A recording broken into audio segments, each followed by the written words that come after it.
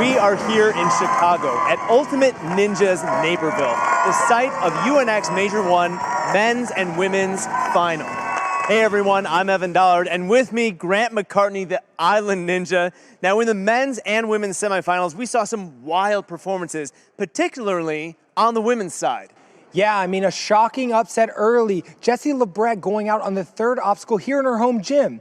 But something we also saw is the youth rising to the occasion, teenagers making it into the finals. And some powerful performances in the men's division as well, and someone who was on your radar from the very beginning. I put my money on him, Baby Bergie, coming out here going fast, staying calm, cool, and collected, but doing it just like our veterans, Daniel Gill and Drew Drestle, who came out and performed amazing on the course. Well, for more on today's competition, let's go down to the third member of our team, Marley Caden.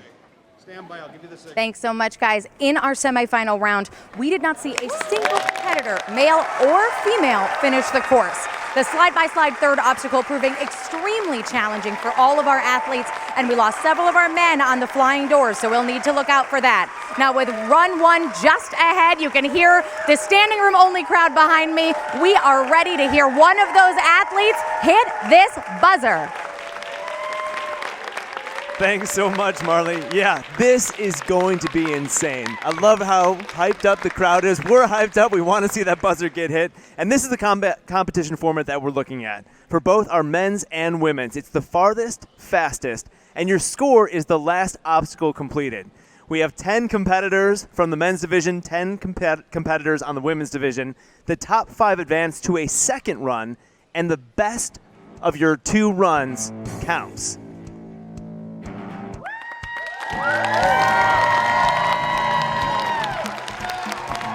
And up first on the women's side, we have Alessandra Mirto, 16 years old from Holden, Massachusetts. We've been talking about it, man. The story of the day is the youth rising up, especially in this women's division.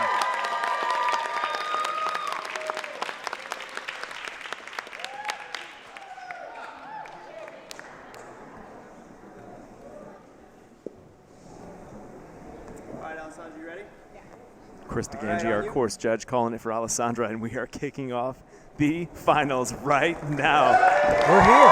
We out here live, baby. We out here live. Alessandra started at the age of 13, so only 3 years training, even though she is young. Sometimes we think this younger generation has been putting in just tons of years in Ninja, and some have, but she's only got 3 years under her belt doing Ninja. Whoa, did you see that grip?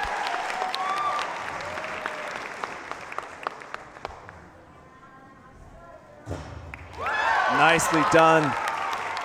This whole alleyway here, rings and things into the slide-by-slide, was very tough in the semifinals for a number of competitors, a number of high-level competitors. Alessandra, though, making it look easy. Takes one more backswing, makes sure she can make the dismount, and she has got it. Now this is a game of efficiency at times. Every extra swing is one extra movement you may need later on in the course. So we've got to see ultimate efficiency out there. There's no question about that. Little slip of the foot, but she grabs low on the rope, and she'll have to go back a second time. Nice high grip. Good correction. Grabbing that downward rope is a totally different grip, very much harder to hold on to, so adjusting and moving on. You got to be able to react out there on the Ninja course.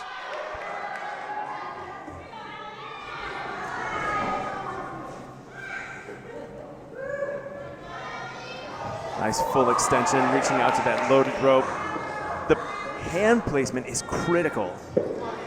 This angle, we can get a really good view of whether it's going side to side or forward and backwards. You want to maintain a forward motion here. Any side to side or elliptical motion is going to cause extra swing and could cause you to lose some distance on your reach.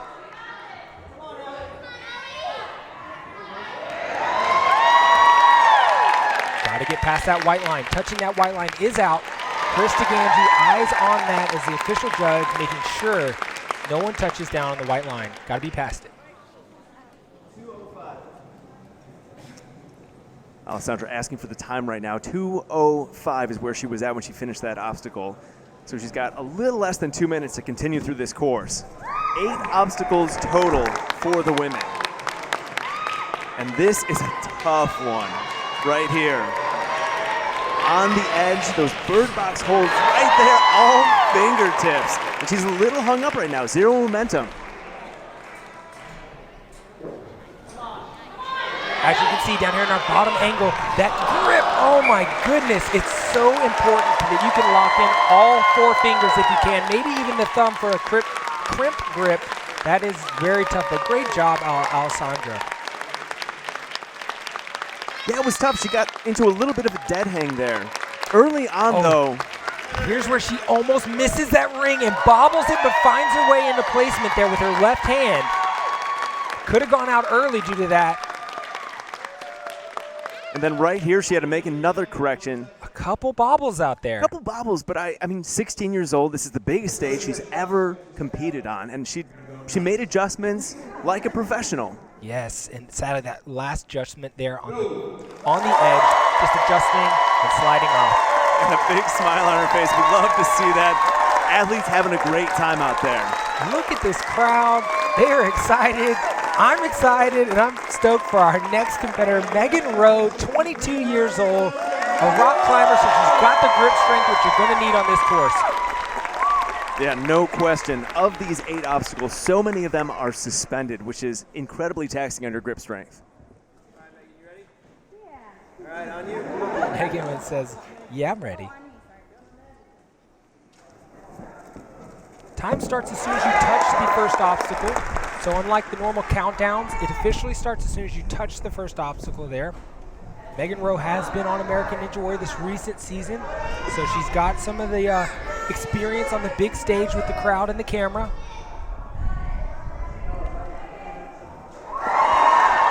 Makes that first transfer. On the rings, the first set of rings, it looks like she was having a difficult time finding the grip that she liked. Now I'm tense the whole way through this obstacle here. The slide-by-slide in particular, we've lost a lot of great ninjas right here. So I'm a little bit more tense. I thought this was going to be something that was pretty straightforward, but we really saw some greats go out on that obstacle. Yeah, some big surprises that came out of the semifinals, both on the men's and the women's side. But not for Megan Rowe. She is performing exactly as she planned right now as she moves on to this next obstacle. A really strong step. Atta girl.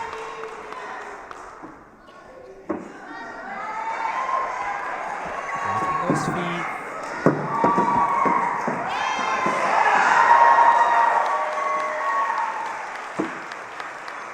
That rock climber background, throwing her legs on, remembering to save some of the arm strength by using her weight and losing it onto some of the rope so she doesn't have to hold it with just her arms. Right here you can see the crimp in the rope. We call it preloaded. What is that like and how does that affect you as an athlete? Where do you grab onto it? It changes everything completely. A rope hanging, you know the pendulum, you know how it's going to kick you forward, but whenever there's preloaded rope like that, which is often what we see on American Ninja Warrior, it changes how it feels when you're swinging through. It could cause you a little bit extra drop. Megan looking a little caught up right now. She got a hand out on that first cannonball, pushed it away, but has the timing to reach out and grasp it.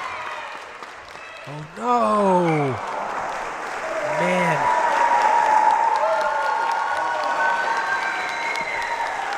It looks like she had a hold of that first one, and then as she got the weird re-grip, she moved on to the next one, spinning her sideways, causing her to peel off, probably just because she didn't get a good solid grab on that. She didn't seem to be too pumped. She did not. It seemed like it was just an awkward grab. I mean, she was hung up on the trapeze here for a couple extra swings, but with that rock climbing background, she should have the grip strength endurance to get through that. Yeah, I really love this angle right here. It really shows you that keeping it straight forward is important, but these grabs, you have got to get a good hold. One misslip of a finger that cuts down your strength ratio, and as she releases the trapeze bar, swinging ahead, just losing that backhand. Man, it's tough to see.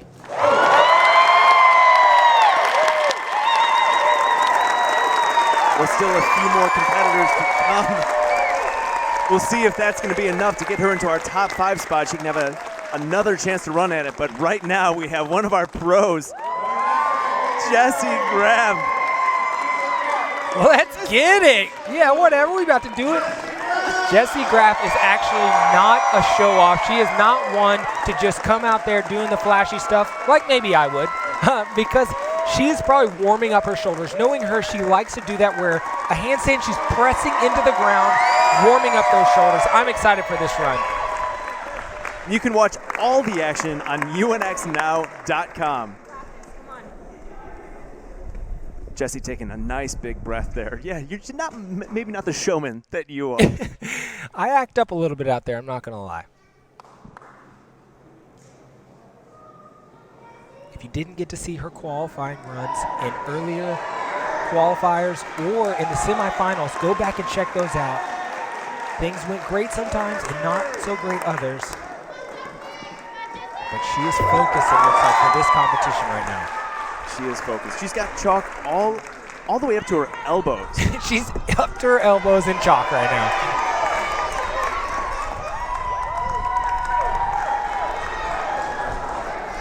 Yes, okay, I'm getting so nervous for that grab now. It's not a gimme. It has to be focused. And these as well. We've seen multiple ninjas there. Kicking too high and having to reach under for that grab for the mixed grip, missing it. So it's really important you make that. And she did. Yeah, it's deceptive how easy it looks on camera. That sleeve is over the bar, and it pivots as soon as you grab onto it. So switch grip is your only option as the crowd starts cheering my Jessie goodness. The loudest we've heard today, chanting Jessie. They want to see it. We're going to get our first clear. Could it happen? Crowd hype is real. Crowd hype is real. Look at her. This is a veteran move right here. The lay down. I pull this a lot. I pull this move a lot. More just on the couch, but also, maybe on a course. Smart move, though. Resting her arms and her legs. Just using her body weight held onto the rope so she can fully rest. Now we're seeing this is an interesting move right here, wrapping her leg around, trying to get some traction and some purchase with her feet. And this is the change she was talking about. She makes adjustments. Will it work out to her favor? She's got a little bit of an elliptical swing going. Oh, wow. Man, that is the same spot she went down in the first round. Something where she was actually getting a little bit emotional during the interview, describing how she didn't feel as strong as she used to be. She is a very hard worker. We've seen her do amazing things, and you can't always be at your supreme strength. And she's having that feeling, and it's got to be frustrating for an elite athlete like her to not feel at her top right now. Yeah, I'm sure that it is. Using the legs, it was an interesting technique to try to get purchase with her feet, and it almost worked in her favor, but as soon as the rope started going sideways, it was so hard to correct and actually get the right momentum and trajectory toward the trapeze. Yes, and here you can kind of see it. She's swinging. It's over to the side. Look how far over that is. She's got to reach back towards the middle, causing one hand to get on, the other to miss. If it was a straight swing, she could have held on. She's got the strength. A good, amazing run by her, though. Oh, so close. Well, powerful run by Jessie Graff, and let's hear more from her as she's standing by with Marley. Those loaded ropes, Jessie. You tried the approach we talked about after the semifinal round. You thought you might wrap your leg. What made you decide to do that? Well, I just know that, I guess my grip, I knew my grip isn't where it usually is. So the impact on the first time I went for it just dropped me off the rope. So I used my foot this time. Totally worked. I didn't straighten out my swing enough, which was obviously a mental error. I saw it, but I was like, oh, it'll be fine, which is always wrong. Always be sure. Yeah, and I think, the thing I like about it is that it just proves practice makes perfect, and when you're not able to practice, you're not going to be at your best. So I'm sad that I didn't do that as well as I wanted, but I also understand. It's just like, we're still early in the competition, though. You're early on. There's still a chance that you can do another run. If you were to do another run, how would you change your approach then? Well, I'd obviously be a lot more precise and make sure I'm straight. I feel silly resting so early on, but I would do it. I felt like it was a smart move to get to that ring, so I got the time stopped right there and rest at the top. I'd just be more careful, keep it straight, and now I know make sure you go on that first swing or get high enough that I can rest on my feet, build my swing. Just don't be hanging. I got it. Lots to think about, and maybe we'll see you in the final run. Thank you. So, thanks. Back to you guys. Thanks, Marley. Calling all ninjas, athletes, competitors, and warriors, Athlete Warrior Games is looking for you. The Midwest's largest ninja league is designed for ninja athletes of all skill levels. From ages 6 to 76, AWG has a competition for you. Find out about our weekly Ninja Warrior competitions across the U.S. at athletewarriorgames.com.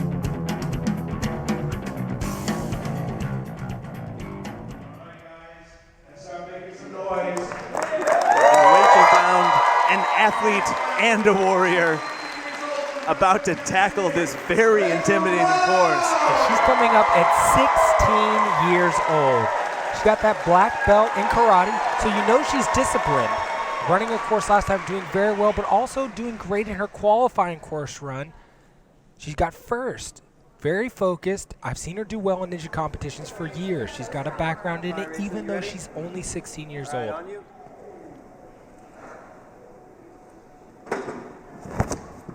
There she goes, big strides. I love the confidence boost of that first obstacle.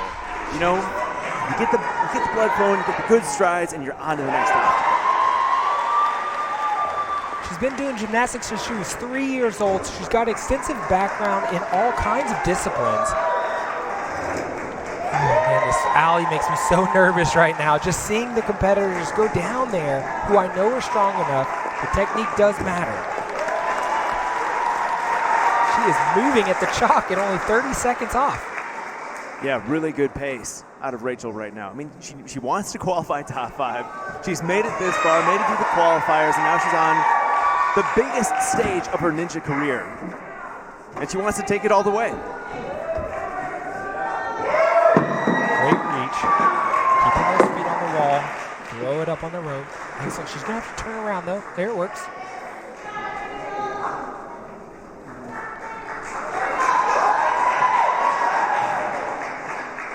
So you're 16 years old. Obviously, you're a big fan of the sport of ninja and an athlete. What does it do to your mentality to know that one of the biggest competitors has gone down ahead of you? I think you just got to run your race, and man, this alley makes me nervous because if you get that sideways swing, you're off, but she corrected, hit the trapeze, and it's pretty straightforward from there. She's off. Besting Jessie Graff. Man, as a 16-year-old coming out right behind Jessie Graff, that's got to feel great right now. Hopefully she's running off that excitement and linking it together into our on-the-edge obstacle.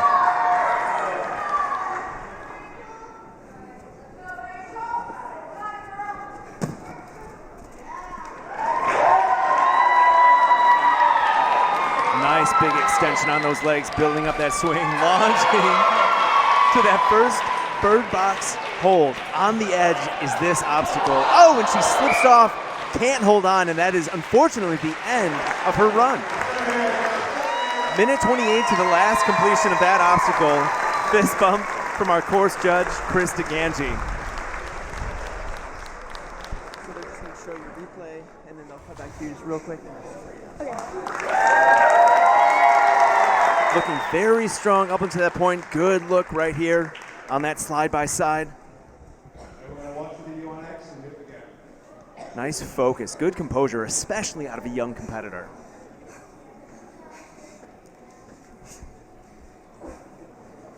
Shaking it out, that's been a spot now that people are learning this, where they want to get that grip together because this big move matters and you need it all.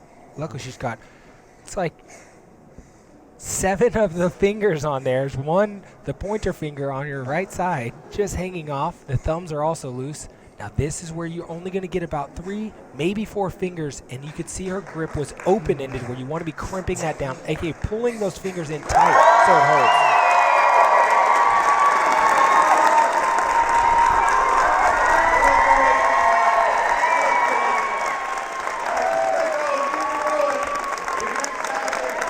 And up next, we have Casey Rothschild, and we had a chance to catch up with her about her mental preparation for the course. say that it's 80-90% mental and 10-20% physical. A lot of us, we can all do these obstacles. If we were in an open gym, we'd be getting them every time. But when you have the pressure of being on a course, having people watching you, sometimes having it filmed, it's all about keeping your mental game focused and being able to execute. Mental game so critical, as she said, and I'm excited to see what she can do on this run. Now, we've had some early exits so far here in the women's final. We really want to see Casey hit that buzzer. Yes, and Casey was the youngest to ever hit a qualifying buzzer on the show American Ninja Warrior just this last season. So she's coming out here. She's used to the big stage. Now she's got to get used to these obstacles here today and perform. She's already had one look at it in the semifinals, earning her spot here. If you're an athlete looking at this obstacle or getting on this course for a second time, what changes about either your strategy or your mentality? Biggest thing is confidence. When you're out there knowing you can do it, or you made it before, or you saw it now, you're feeling, I can do this, I'm going to do this. And that can do a lot. The mental game of knowing you can, as Casey was talking about, really makes a difference.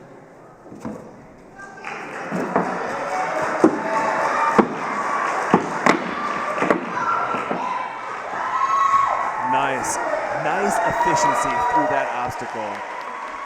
Opting not to rest there, it's like we've seen. She must be feeling good right here. Keeping it straight ahead. Good, you can see this down the line. She's staying straight, not too sideways. Great job.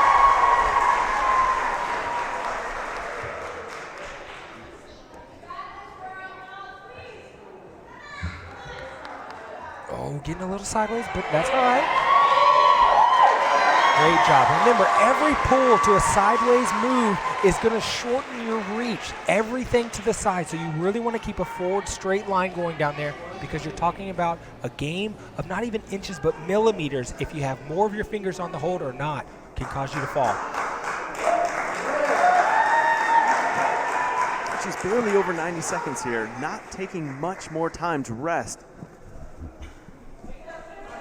And this is a suspended obstacle intensive, grip strength intensive course.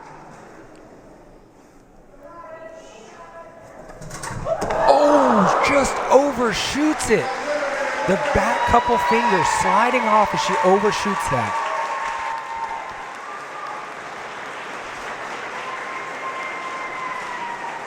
So here she's moving from a sloper grip, which is an open-ended grip, through the rings, of course, and ropes that you're getting throughout this whole course, to into the spheres where you're going to have an open grip as well, and then you move along into the crimp grip on those birdhouses. Here we go. As she's building that swing, she just overshoots it. As she comes up, and you can see those back fingers are just past it. Almost looks like she had too much strength, so a little bit more. Let's go down to Marley. So we just saw you made it farther than you did in the semifinal round, but that next obstacle was too much. Tell us what happened there. I think I was going a little too far out on the rings, so I only caught my pointer finger on the cliffhanger and I skimmed forward on it. So it's frustrating when you miss something like that, but I'm happy with my pace before that. So your pace was great. You were flying through. You came out so explosive. There's still a possibility you could run in the final round. If you get to approach on the ledge again, how might you do it differently? I would try and go more up, maybe take another swing, really focus on my visuals, looking at that cliffhanger. And you're an aerialist, so you're used to hanging. Did you find that that was helpful in this particular course? Yeah, I think it's definitely helpful with my confidence on swinging type obstacles, for sure. All right, well, best of luck, and we'll see how the top 5 shakes out. Thank you. Thanks so much, Marley. We are proud to partner with Born Primitive to outfit our UNX athletes. Born Primitive is an active-duty military-owned apparel brand who prides themselves not only in making high-quality fitness apparel, but embodying a community that embraces a way of life. That way of life involves working hard, achieving goals, and never making excuses. Their apparel is developed and tested by athletes to ensure it only has the highest quality, comfort, and functionality. Check out their full apparel line at bornprimitive.com. And let's take a look at the current standings. Number 1 right now, our runner Casey Rothschild, who just had a chance to make her way through the course. She knows what she wants to do differently if she's going to make the top 5. We'll see if she can hold on. Just underneath her, Rachel Brown And then Jessie Graff placing 4th. She's a little bit ahead of Megan Rowe, who's on the bubble in our 5th place spot. Again, we're cutting from 10 down to 5, a bigger cut from our semifinals, but I'm excited for Kylie Hughes, 13 years old. Rise up, young gun, rise up. Kylie Hughes, at 13, our youngest competitor out here today on the men's and the women's side. This is where she qualified at the UNX qualifier here, so she does feel a little bit at home. Hopefully that gives her the confidence to make it through these obstacles.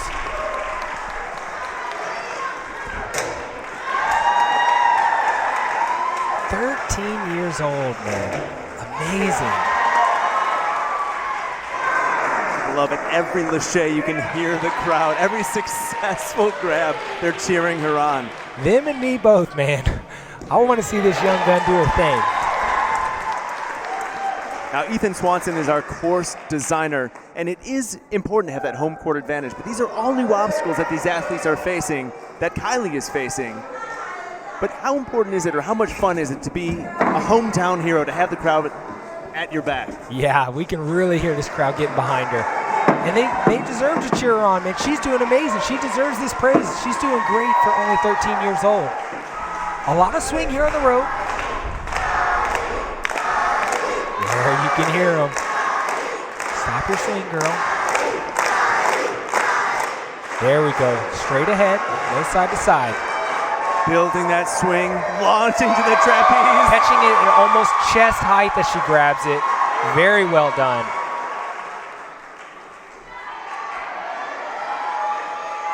Getting a little bit sideways, but not too bad. I love how high she gets her hips on that backswing, to know that she has the momentum to reach the next hold and then make it to the finishing platform. Get the shot, girl. Take a breather. Come on now.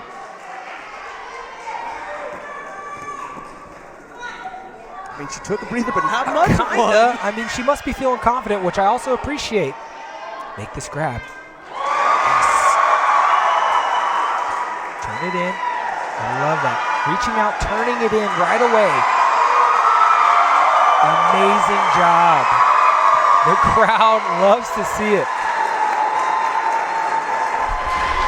Down in the bottom corner, you're getting a close look of the grip it takes, but more importantly, throwing that leg over is where it's going to save you, because every time that rope drops, it hits and it bangs and it tries to throw you off, but she's got focused grip as well as that knee over to slow her down so it's not pulling her off the rope. Let's go, 13-year-old. Rise up, young gun.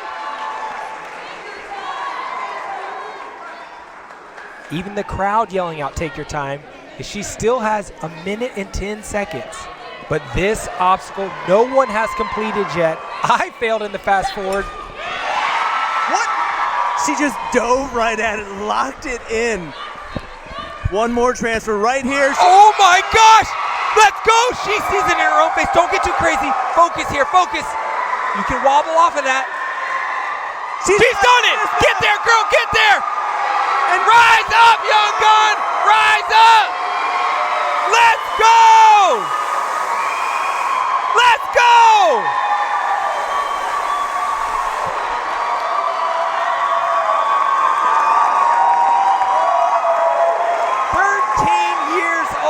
Kylie Hughes, I'm out of my seat. I'm yelling at the top. I can't believe it. Our first completion is from a 13-year-old. Unbelievable.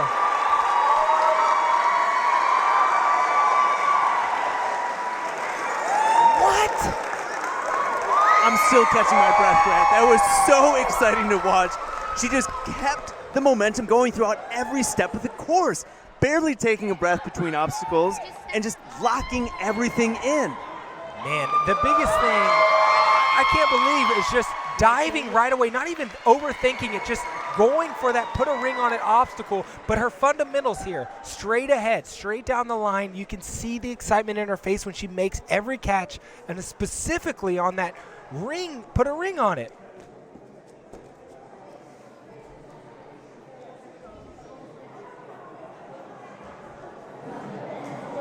Pulling those in, locking it down, and getting out to the buzzer. Oh, That is too awesome. Let's go down to Marley, who's standing by with Kylie Hughes. We asked for someone to hit the buzzer, and you hit the buzzer for us. Oh, this is so cool. I'm like just so excited right now. It's just so cool being here, but to complete the course is just so amazing. The obstacles were so fun. So they're so fun when you completed them, right? Which one was the most fun now that you completed every single one? I think the ring one was definitely the most fun. So you got to the second set of rings on Put a Ring on It. Do you know that you made the most incredible face of awe and shock? Yeah, that's what I do sometimes. That's what I did at the last qualifier too. And what did it feel like when you planted your feet down right on the platform and you knew all you had to do was run to the buzzer? I was just so excited, and it's just so hard to explain the emotions. It was just so fun, and I'm really excited. Well, thank you so much, and that may be good enough to take it all. We will see. Thank you, and congratulations. Thanks, Marley. The crowd is going nuts. I'm going nuts. You were out of your seat. I literally couldn't help it, man. That was amazing. We've been wanting a buzzer, and she gave it to us, a 13-year-old dominating this course.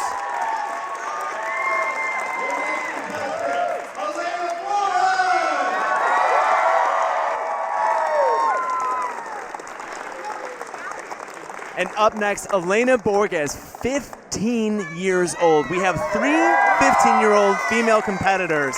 She is the first one up. Exhibited a lot of maturity in her first run in the semifinals. A lot of composure. Same way she did at Ninja Quest qualifier, getting second place, doing an amazing job of staying focused throughout the whole course.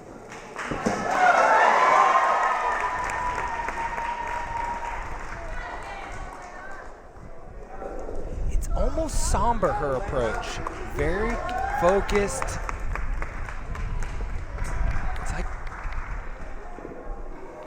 It's almost a poker face that she has. It's like she doesn't want to give it away, what she's actually thinking, what she actually has in her hand. The antithesis of Kylie Hughes' face when she caught that last Put a Ring on It obstacle. It really is. But whatever gets the job done, and that's exactly what she's done on that obstacle. Great focus here, calm, deep breaths. It seems silly, but as ninjas, often we need to hear from people in the crowd to breathe. Remember to breathe. You forget while you're out there on the course. A deep breath will also help pump blood around to your body.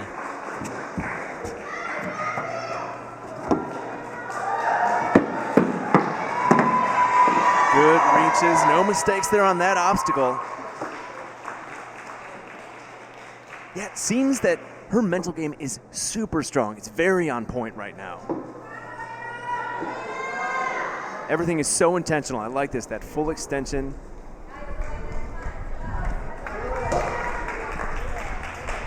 Very smooth. There's a slight peek of a smile. I don't want to give it too much away, but maybe even she sensed how smooth that transition was. It's not easy to make that transition from the rope to the trapeze look as buttery smooth as she just did.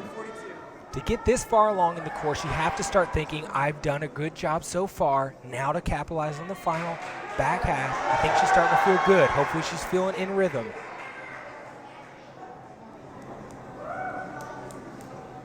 Now again, our athletes are not allowed to watch the competitors ahead of them, but they, in the finals, do have an awareness of how far that they need to get and just how fast they need to get there. So we've seen, and Elena has seen, a number of athletes go down right here. And I think she took a breath, wanted to compose herself, make sure she got it clear on that obstacle. Man, even on that first birdhouse was a little off, but finding her way into it. Now this is just a part that burns you out. It's kind of hard to lose it here, except for that motion. You do not want your legs not on the rope. You want to throw your heel on right now before the drop. That's not what you want. Twice in a row. You have the option. Yeah, you can tell she's burning out a little bit. When you have the option to use your legs in a course like this, you use them. Get that leg on there. Oh my goodness, she can dismount from here, but she's pretty far away. She can walk her hands closer. Oh my, too close for me. By inches. Sweaty hands up here. Hi everyone, I'm Grant McCartney. Sweaty hands are my thing right now. New nickname. Smokes. Island Ninja is out. We do need some chalk up here. Yes, please send some chalk up this way. Sweaty Send- Hands McCartney is feeling it after that very close dismount. She is doing an amazing job, deep breathing, focusing up, and here we go. Put a ring on it.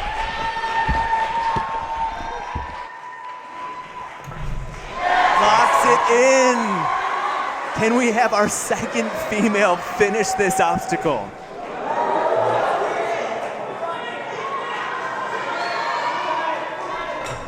Oh my!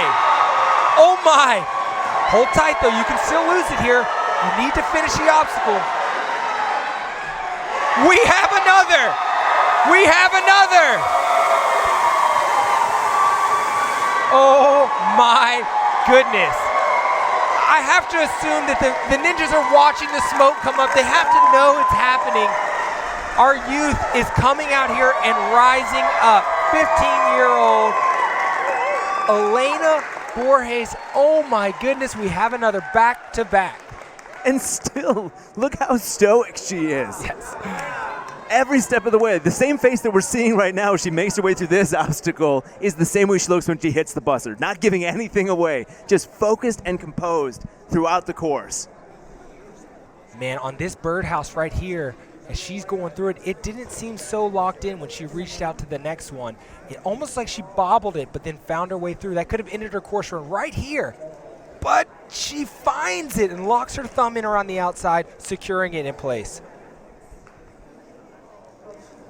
But here she goes on the dismount. Again, very close. Oh my, and she finds it looking down, but does not show that she is nervous at all. And this first, nicely done. It looked like she made an attempt, and that was her second attempt, and then right here was able to hit the buzzer. So we want to hear more from her, so let's go down to Marley. So the guys keep talking about how you keep the straightest face while you compete, but I swear she's smiling down here. What was that like to make it through? Oh my gosh, it was awesome. I was like getting so nervous about like if I like did worse than I did before, but I just relaxed and I pretended that I was at my home gym just practicing. So you were in isolation, but as the next competitor, did you hear what happened before you? Yes, I did. It made me a little bit more nervous, but then it also drove me to like push myself harder.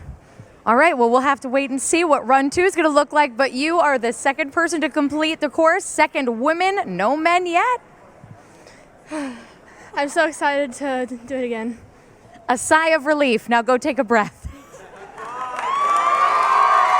As Marley was mentioning, it is different in the finals. Since you have earned your way and earned your central run order, they do give an advantage because you've earned it. So they are secluded, but they know where people are finishing.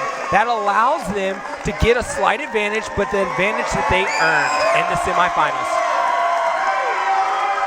And up next, Maggie Owen, 15 years old from Aurora, Illinois. She is another hometown hero for this crowd. This is where she earned her spot in the majors. With a first place finish, mind you.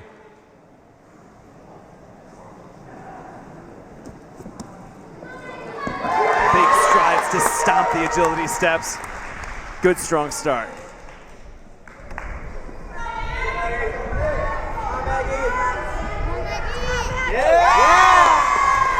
Good focus grab here. You cannot overlook this whole gauntlet of grips and laches.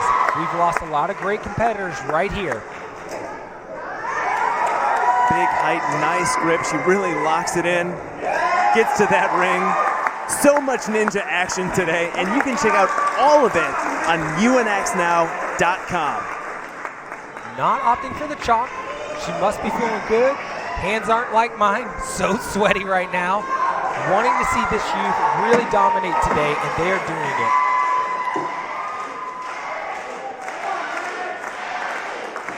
Crowd is cheering her on, chanting Maggie. I love it when they get into it. Hometown hero right here.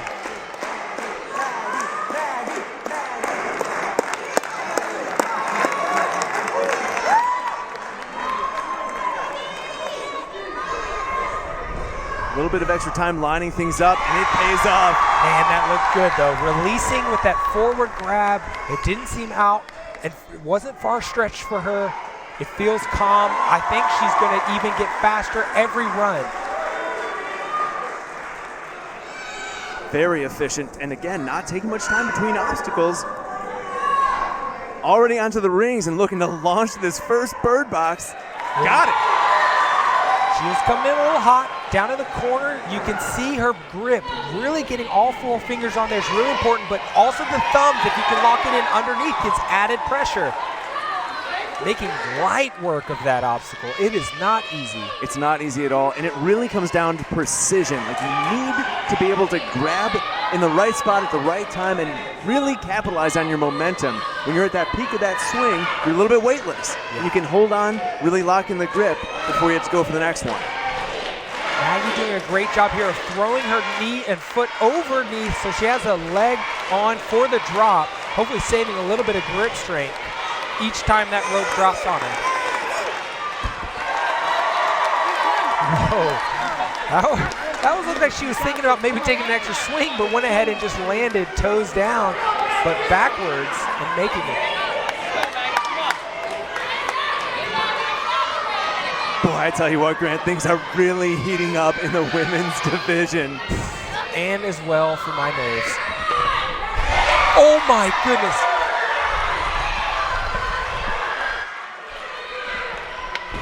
Oh my.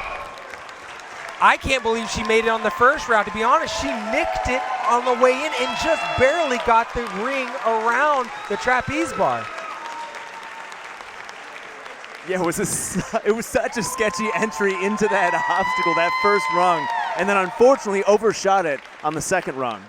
Man, keeping it straight here, very smooth. I think she's just building confidence along this grip gauntlet here. So if she has another run, which I think would be up in the top 5 due to how well she's done, she'll get even smoother through these obstacles. And I really hope she does. I'd love to see Maggie really tackle that ring right here. I'd love to see her make this transition if she can qualify in the top 5. Just way overshot it. Just too powerful for her own good. Too strong. You know a little bit about that. Man, at 15 years old, what an amazing job by the youth out here today. The story of the day is rise up, young ones. Rise up. As well as people are literally giving her a standing ovation right now. This place is lit. They love to see it. I tell you what, I've been a part of a lot of competitions, and I've never gotten a standing O. And it's safe for me, man. But if you guys want to come out here and be in the audience, you can get tickets and come out to the show. There's 2 more majors coming. So you can sign up for one of those in the future and watch this live just like we are, as we really enjoy this live feed with these people out here. And next up on the starting block, Olivia Colasano, 15 years old. I feel like I've said that before, Grant. I know. I've said 15 years old And before. something else we said before, also getting a first place qualifier.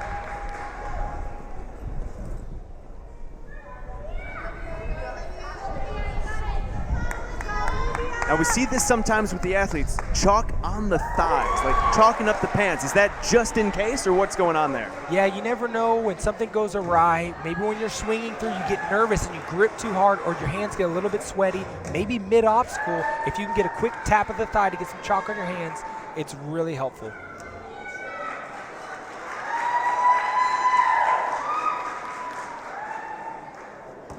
Olivia is another one of those young competitors that has the composure of a pro. She really takes her time, she's methodical, takes the breath, and makes sure that she's ready to execute on her strategy with each obstacle.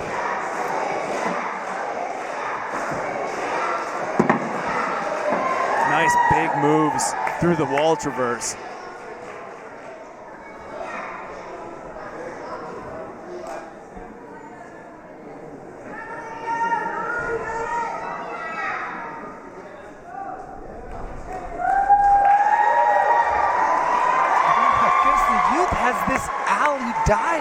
They're leaving from wall walker straight into our loaded ropes as if it's nothing. They're getting it lined up. You don't see that side swing that we saw causing issues in the first round of competition. They are a focused group here heading into the finals.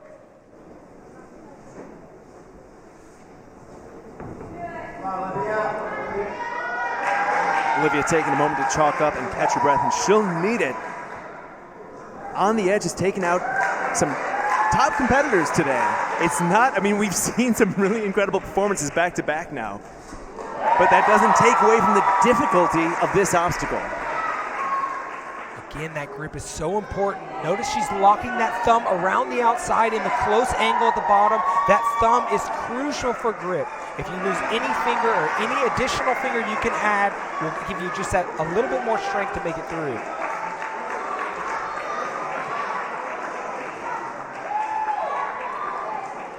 Still has plenty of time on the clock at only 2:20 burnt off right now.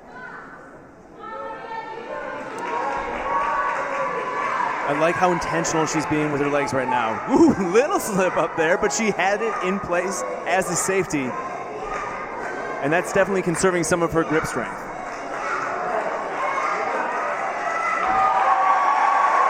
A little crooked on the dismount, but all that matters is he crossed the line, and she does. She's got a minute 15 to get to that buzzer. So chalk up, take a deep breath, and it's time to put a ring on it.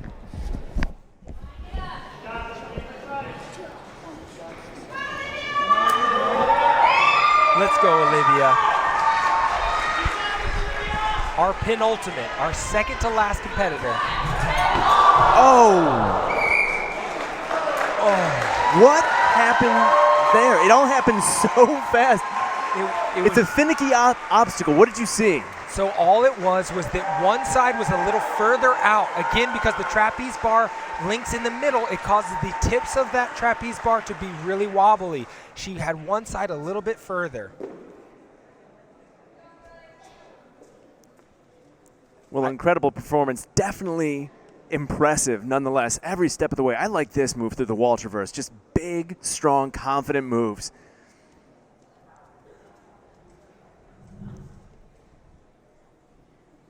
As she's thrown to these birdhouses, notice her thumbs locking in underneath, pushing upwards, or around the outside, locking inwards. That adds a little bit more crimp strength.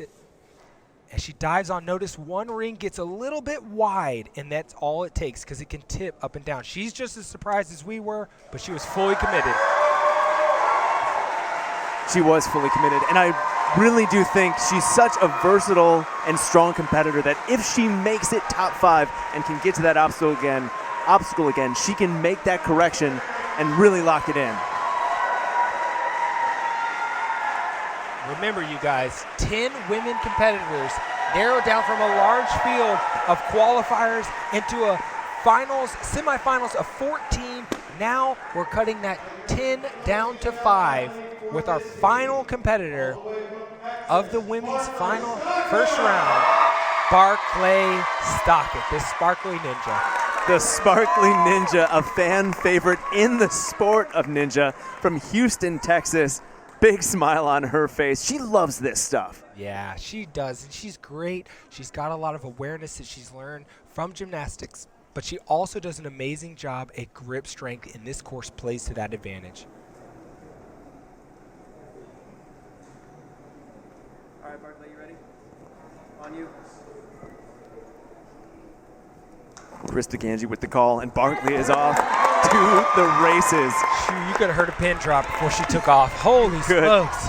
Now notice these rings are on a slider. She did get a little kicked over to the side there, but adjusts very quickly. All those moves do matter, though. Locking it in so strong. Atta girl. Right down the barrel here. I like that angle. You can see if they get sideways or not. But making that dismount and running to the next obstacle. I like that sprinting. Doesn't chalk up at all. Doesn't chalk up, diving right in. A lot of confidence to make that move. What is she thinking? Is she just speed to a certain point? She is flying. Not resting here either. Finishing that obstacle when you reach the ring. All right. Keep your swing straight ahead. Looks good. Sometimes the confident flow corrects a little bit of these tiny mistakes that happen when you go slower. She is looking great, though. Oh my, what is she going for? Only at 1:07? She must be feeling confident right now, barely taking a breath between obstacles. Notice that grip, that thumb on the outside, pressing inwards adds a little bit more crimp strength. Throwing the legs over, I love it. Great technique, Barclay. Rest, rush and rest. Beautifully done, rushing to this point. With this speed, she has got to have solidified herself in the finals. Unofficial time, we're unsure, but I think she is flying through this course, being smart about the drops here. I don't see her peeling off on these, especially with getting that leg over. The crowd's getting into it now. And remember, you can check out all this ninja action at unxnow.com. Athletes like Barclay Stocklet and the new generation of athletes that are upcoming that we've seen crush this course. There is so much to celebrate and experience at unxnow.com. Are we seeing this? 2 minutes off of the clock, and she's already onto the final obstacle. Now, Barclay, take a deep breath and finish this course. I'm out of my seat. He's got to stand up for this one. Come on, Barclay. Let's go, girl. Come on. Sit in. Yes! All right, it's a little uneven. Keep it straight, girl. Keep it straight. Oh, no. Oh, I could see it from here. Oh, my gosh. It was that left side was just a little bit lower, and that's all it takes. Is put a ring on an obstacle is so finicky in the sense that anywhere you get outside of the center point is going to cause it to tip. Even though she had the strength to hold on, it was the balance that tossed her off. Oh. This has got to be the smoothest I've seen her yet, though, on this gauntlet through here. Very controlled, easy grab there. Again, this is her strength, locking off as well as crimp grips and fingertip movements. No problem through the whole first half of the course. So here's my concern, Grant. She was obviously competing at a very fast pace. Top 5 get another run at this course. Did she save enough for a second run? And there it is, far to the right side. If you could just, the left side, it just slides off. Man. And let's go down to Marley, who's standing by with Barclay. You would never have known that she just fell off, put a ring on it, because you are all smiles down here. I'm just having so much fun. Like, it's hard to be mad about a run where I'm happy about everything else except that. So you do know that we don't award any extra points for speed, right? I'm just going for fastest time. Period. You achieved it, period. Really? So next time through, to the buzzer? Yeah, for sure. Next time to the buzzer, absolutely. Will you still approach with the same speed, though? Yeah, probably, yeah. Anything that you'd change at all? Maybe squeezing the rings in a little tighter. I didn't realize that I was in danger of them falling off. I thought I was all the way in. So, oh, I'm bleeding. Oh, yes. So yeah, just making sure that I'm squeezing in even after I make the catch. All right. Well, based on your speed, I think it's time we go get your hand looked at because I think you may have to run that course again. Yes. It'll be fine. Awesome. Thanks, guys.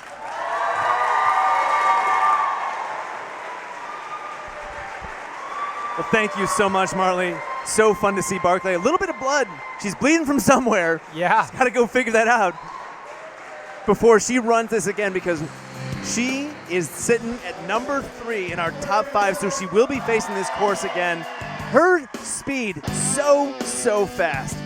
2 minutes and 5 seconds to that completed obstacle. But the big story is Kylie Hughes, our youngest competitor, 13 years old, sitting in the number 1 spot. And here's a list of the 5 competitors that unfortunately will not get a second run. Casey Rothschild just pushed out of the top 5. Rachel Brown, and then Jessie Graff at number 9. Unfortunately, we will not get to see her try this course again. Unbelievable, though. 4 of the 5 finalists are all teenagers. We have a 16-year-old, 2 15-year-olds, and a 13-year-old. Unbelievable. I'll tell you what I wasn't doing at 13 years old. winning ninja competitions or placing top 5 to get a second run in the finals. And there's real money on the line. We're talking $18,000 total dollars given away today, and they got their chance at doing that. And if they're in the top 5, you know they're guaranteed money. What are you going to do if you're 13 and you win thousands of dollars? I would buy all the candy. All the candy. I want you to have all the candy. Me too. But we got plenty of more action to come, so join us. Don't go too far. We'll be right back.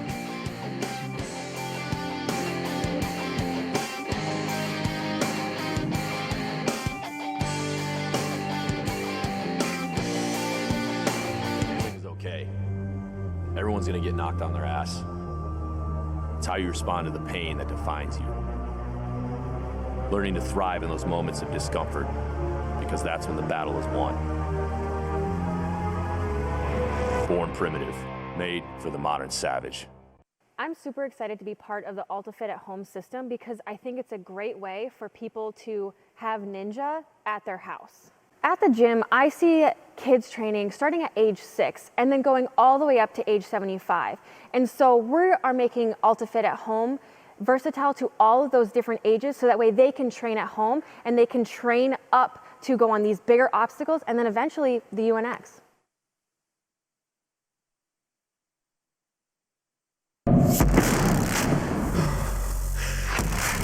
This is not a show. It is a sport.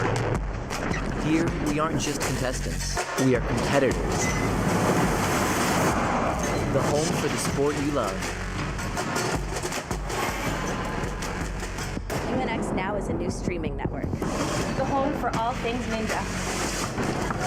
The only place where ninjas and ninja fans can follow the UNX series. This is my life, my profession, my passion. At UNX, we are athletes. The ninjas are coming home. Visit unxnow.com for a free 1-month trial.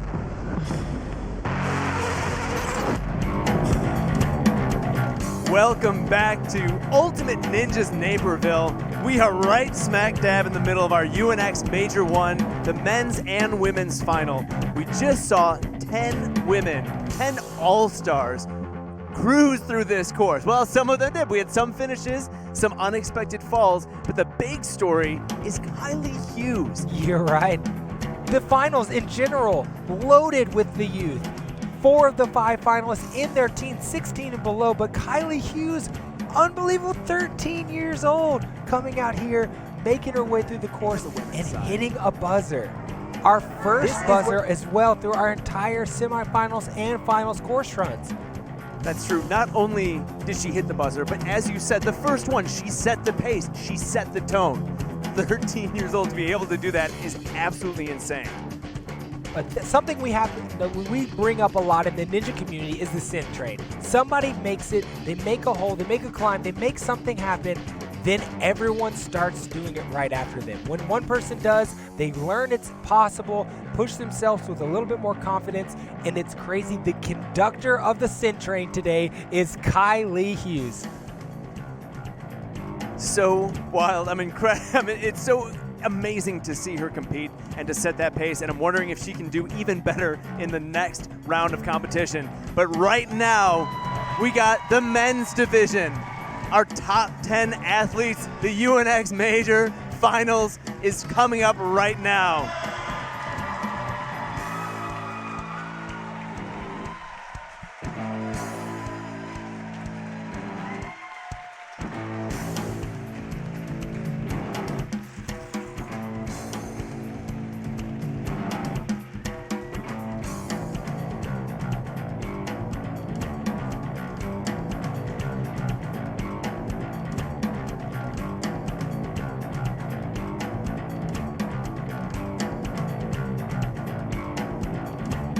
And up first for the men, Nagi Richardson, 28 years old, the Flying Phoenix. I can't think of a better ninja to start this men's competition. I know. The world record holder himself with the Lachey. If you don't follow him on Instagram, go check him out. They're a 17.5 4-foot lache. Unbelievable what this guy's shoulders can hold on to. Surprised that tank top can hold on to his shoulders. Yeah, you are not wrong there, my man. All right, Naj, you ready? All right, on you. Once again, Chris DeGangi standing there at the starters line, sending them when they're ready. Time starts when their foot touches that first podium. A major highlight I saw of the first round of competition is the men were preloading their laches, like he just did there 2, 3 in a row. Oh my goodness, that is such a risky move, but these guys know what you got to do to be the top 5. Yeah, you cannot emphasize that enough. So risky. Wow. You have to be absolutely precise with your grabs when you're linking laches that have a pivot like that. The thing about it is when you're fully extended, less muscles are engaged and your fingertips are the weaker muscle groups. As you bring those in, you're connecting your forearms to your biceps to your back. Naj is flying through. He's already onto the flying doors. Yeah, moving very quickly. Absorb that impact with his feet, which we saw a lot in the semifinals, and you noted. How important is it to get your feet on there right away? Very important, as well as the fact you cannot reach over the top of this board or through those holes. It would change this obstacle. Going around the side is a huge part of how hard this obstacle is. You've got to use your grip strength on your legs, your feet. We saw Josiah Papel losing a shoe, and I think that's what caused him not to make it through those boards. But Naj is not having a problem at all. Compression there with his arm. I love the compression. I love the adjustments that he's made. Oh! Oh, my. Spoke too soon. I had the chance to talk to Naj after his semifinal run where he fell in the same obstacle, and he was telling me about the adjustments that he was going to make. And we saw that on the first board, but something fell apart in his strategy on that second one. Yes, if you notice on the boards, as they're coming around, it's very important. You're just seeing a look there of him linking those laches, but as he comes around this board, it's very important that you keep your chest and your waist tucked into the board and weighted onto your feet. As soon as you lean back, you're now adding all that body weight to your fingertips, and you see him just sliding loose. It's got to keep your whole body into the board. Yeah, it looked like he was really fighting to find his hand placement there, and unfortunately couldn't lock it in before he slipped off. But still, 41 seconds up until that point. A big lineup of athletes, 9 more to come in the men's division here. Is that going to be enough for top 5? I love the risky moves early on, linking his laches, which is extremely difficult to do when it's not a still bar, but it's a sleeve. We've got to see what this next set of competitors have to offer, though, especially one like Josiah Papel at 14 years old.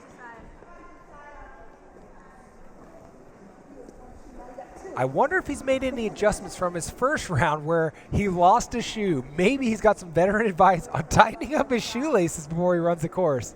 So critical, Grant, to tie your shoes. And I really do think he doesn't want to make that same mistake twice. He really caught a break in being a part of the top 10, and now he wants to show what he really can deliver on a course of this magnitude.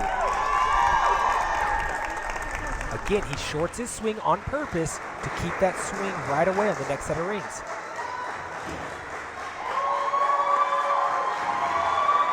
Very smart. One of the things we like to say is smooth is fast. And fast is fast as well as he's diving through this, holy smokes, and he's got both shoes still. Fast is fast. Glad that he has 2 shoes for where he's at right now in the course. Now remember, the top 5 fastest will get another shot at running this course. Only they will move on and get a second run. A little bit of an elliptical swing, but it didn't seem to affect his strategy at all. No, when you get a momentum going forward so strong, you can get a little side swing, and it's okay, especially if you have a big reach like he does.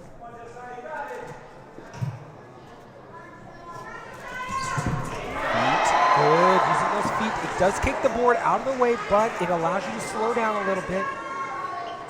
Control. At this Very point, good. yes, in the semifinals, this is the board. This is the board where he went out because he was missing a shoe and slid right off.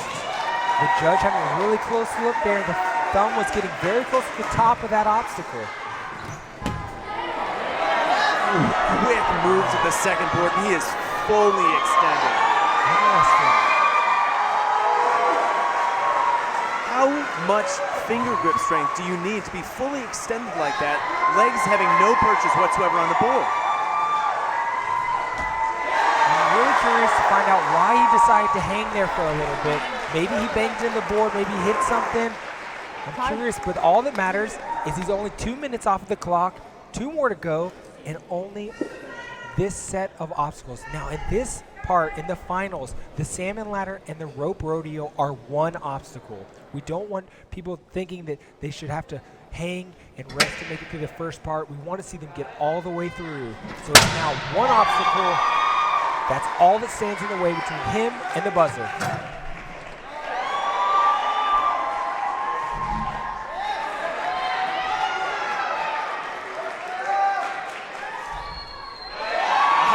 It in. We did not see any of the men complete this obstacle in the semifinals. We made a few course adjustments. And let's see if he can correct his swing, and he's off. He had his hands on it. Man, these course makers, they just try to guess. They don't want to make it too easy for these guys or too easy for the girls, and so they make adjustments throughout the course. Now with them still not having a finisher, it is a very tough course out here. What is a tough moment standing in front of that salmon ladder, knowing when to go. He had 2 full minutes. You have more time to rest, you have more time to relax, but with such a stacked field, you don't know if others are going to make it through or if they're going to fall. So do you go for it or do you wait and catch your breath? You know my motto, full send. Full boys. send. Let's do this. And I like it. He was going for it out there. He was going for it, and he just unfortunately came up a bit short on the rodeo. Gosh, he even grabbed high, which usually that's the mistake of a low grab. I think his grip was just a little bit taxed. Let's go down to Marley. So Josiah, let's walk through that run. First, you kept both your shoes on, so that was a good start, right? Yeah. I made sure to tie them extra tight this time. But then you made the decision not to chalk up at all. You know, I just felt good about where my grip was feeling, you know. Just knew that chalk would take extra time. And then I noticed after you completed the wall walker, you're making your way up the rope. You did not use your legs, which was different than your last approach. You know, I just felt like getting my legs up there was going to slow me down and take extra energy, so I opted for the fastest approach. And this run was your first time hitting those rodeo ropes. I've been calling it the Ninja Killer all day. It took a lot of people out in semifinals. Now that you got your hands on the ropes, if you get a chance to run again, how do you think you'll do it differently? I definitely think I'll kind of stretch out my hands before. By the time I got to that last ropes, my hands were gone. Well, a few more runners, and we will see if we will see you in the final run. Congratulations. Thank you. Thanks, Marley. And great to hear from Josiah, only 14 years old. His coach, Naj, running right before him. Both of them strong, very fast, and will it be enough for the top 5? We'll find out. But first, we have to see this guy compete. Sam Folsom, 16 years old, from Dorsey, Illinois.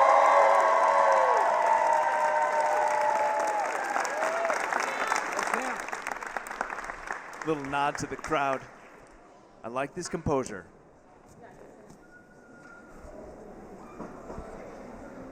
All right, Sam, you ready? Yes. All right, on you.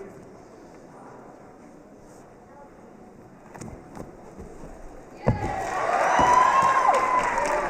tell you what, a hush falls over the crowd whenever a new athlete gets up on the starters platform. It's almost like, oh my, no way. He links them all. The movements we've been talking about, he's the first to link them all, even the rings. That is a technique that is only utilized in speed courses. We never see someone really linking things on the show because it's so risky, unless it's a Team Ninja Warrior race, because it's very fast, but also has a high difficulty and a big margin for error. extremely high difficulty. Sam is not afraid of it right now. He is charging this course with 43 seconds off of the clock. He's got plenty of time. Making sure to chalk up before you really need that grip here. I'm curious why he only gripped his fingertips, though.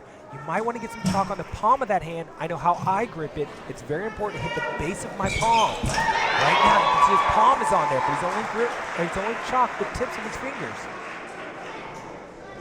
Wow, reached right around the board. Didn't even grab the backside of the board. That's a first.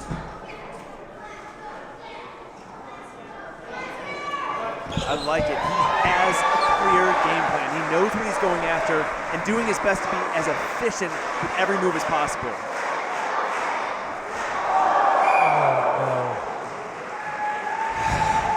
Now, I'm not sure this is the case, but again, because he didn't chalk the lower parts of his hand, there was no chalk there to grip. I wonder if that played a part in this. Now here, getting a second look of his speed lâché through here, making quick work of this entire gauntlet because he links them all together, catching himself preloaded ahead of time but so he can take a swing right into the next one. Making the first grab here, doing an amazing job. And this is a first, reaching around the corner and going straight to the ring. And there it was, just sliding loose, but he did have his fingertips on there, so maybe the chalk didn't play. It could just be a tapped out grip. Could have been. Will that be enough for top 5 where you have to wait to find out? Out for one, would love to see him really attack this course another time and get a second shot at those floating boards. If aspiring athletes out there are looking to compete, check out the Ultimate Ninja Athlete Association Worldwide Competition Series. UNAA hosts over 150 competitions all over the USA and in 15 countries across the globe. Compete to qualify and get your chance to go against the best in the world. Their competitions are based on a point system, so every participant gets to attempt all the obstacles on the course. Visit ultimateninja.net for more details. Up next, we got Joseph Meisner at 17 years old, was our only finisher at our alternate route qualifier, doing an amazing job going through 15 different moves on the Salmon River, a crazy obstacle put together at that course. Go back and watch those runs. He's done an amazing job up to this point. That Salmon River is a ninja nightmare. And look at him. Looks like he's timing himself on his watch. He's done it Could he every be run. that precise? Every run he's done that. That's a part of his strategy. He likes to know the time. Very smart. You don't have to rely on someone else to tell you. It actually does take a couple seconds to ask and then hope someone's ready to tell you the accurate time. He doesn't want to leave that up to anyone but himself. It's actually a very smart play. 20 seconds off the clock as he runs over here. You could swear these ninjas are watching each other as they're flying and running through. They do have ability to know where people have made it, but they're not seeing that they're all running. Very low on the rope. So low, his feet. We saw this in the semifinals. His feet get so close to that pad. Close to the pad on the landing there, too. Let's go, Joe chant going on.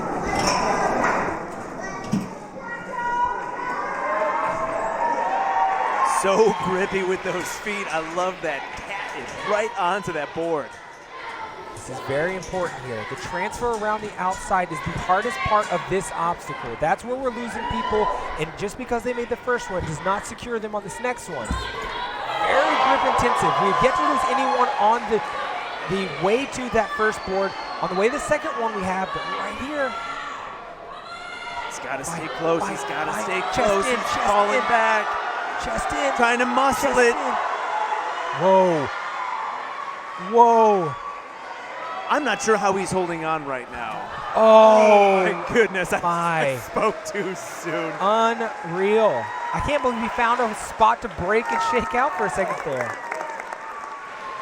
Yeah, it was hard to tell what his feet were even holding on to.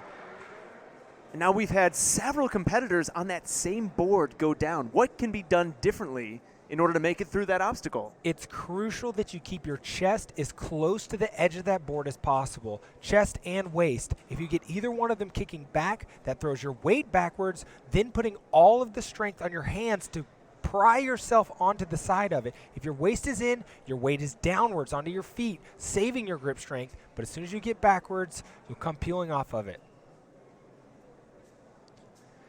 Now, I would know a thing or two about these boards as I have fallen doing them on American Ninja Warrior Stage 3 of the All-Stars one year, and the next year I corrected it, but I learned keep those hips in and not leaning back. As you can see, as he comes around here, his chest is very far back. That's now all grip strength. Now he's sinking lower and lower. Chest is getting further away, and as he tries to pull forward, the weight that wants to be on his feet is now into his arms. Now he's down into a pit that is very hard to come out of. Yeah, and unfortunately, he just couldn't find a way to crawl out of the pit. He's smiling, and with as many competitors that have fallen now on the floating boards, he was very fast, 33 seconds to the completion of his last obstacle. So we'll have to see what happens with the next 6 competitors, but still a little bit of a disappointment for Joe Meisner. I know he wanted to do better on the course. Michael Torres is up next. Oh boy, let's get lit, boy. This crowd knows what's up. He is a fast and explosive competitor. Taking a moment here just to be thankful. He sometimes prays just to let the nerves out and focus that he's God-given talents he's got to put on display here for everyone to watch, and I am excited to see him do his thing.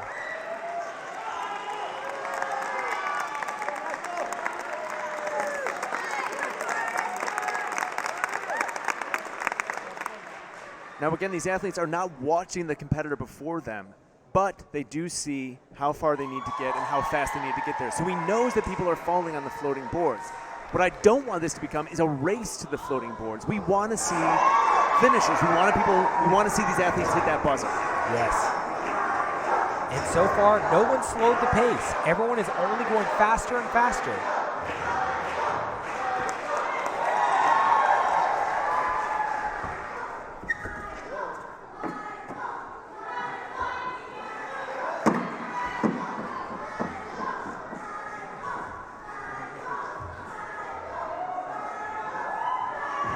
Absolutely right about that. No slowing down. It's a low grab right here.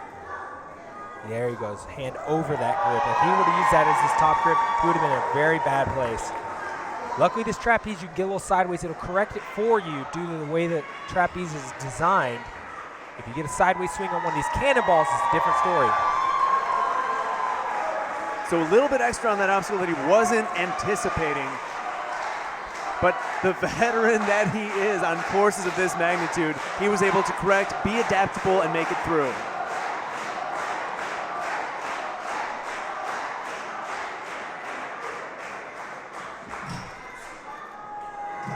Nice big launch, huge backswing. Locks it in. Now, he certainly had so much momentum. Why did he take another swing? It's almost as though he recognized that he had too much momentum. If you bang into this board, because it's heavy, you can slow yourself down. It's not going to go flying out of your way because you kicked it too hard. So you'd rather do that than short yourself and be reaching out to try to hold on to that with your hands. An extra swing is just the right precautionary move to make sure you make your way through it. That is how you do it. Michael Torres putting on a clinic for the flying boards. 2 minutes left, even at this time. Chalk up, deep breath. Let's get it.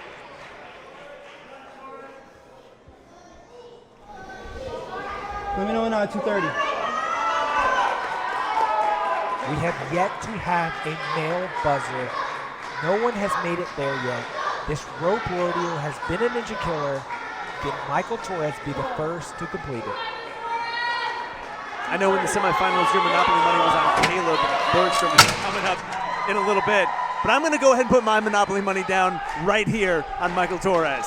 I like that bet. I'll throw some down with you. Come on, Torres. He's just looking so strong. A little bit of a low grip there. That'll fire him up. When he gets fired up, he performs better. Come on. He digs deep. A good grab here is crucial. Yes! Fight, dig! Dig! Oh my goodness.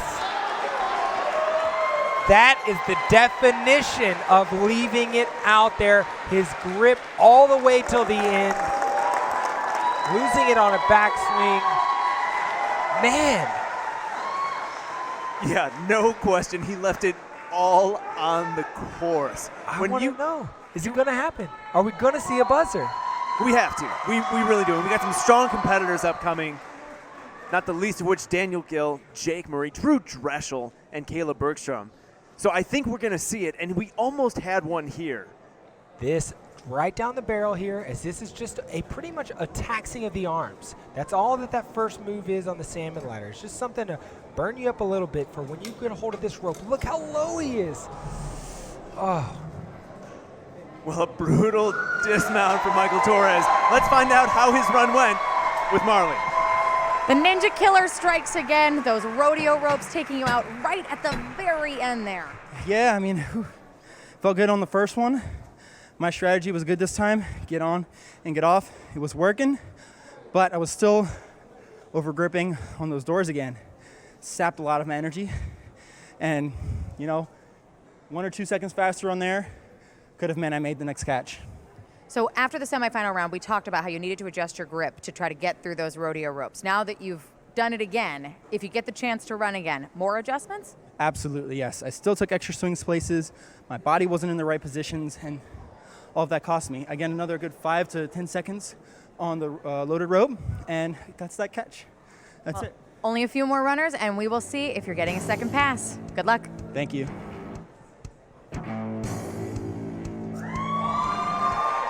Well, here is the standing after our first 5 athletes. Josiah Pipel, 14-year-old, at the top.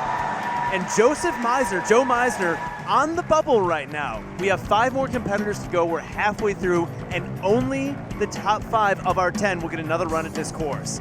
So a lot of action still to come. What do you expect, man? What can we? That was electric. I can't believe we only got through 5 of the men so far, and we've got another amazing top 5 placers coming in. They've earned their position in competing in these finals. So these are our top placing male finishers for our final. And up now, Donovan Matoyer, 32. He brings the strength and the style to the course.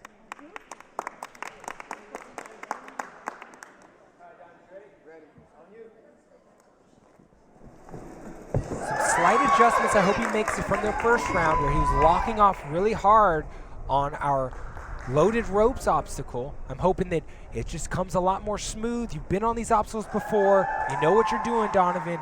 Link it through, buddy.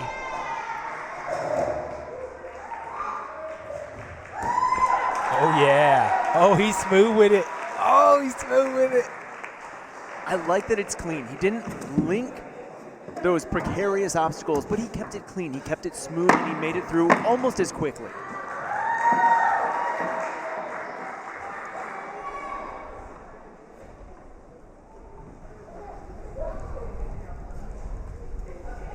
See that? Very good. This is where he was very locked off.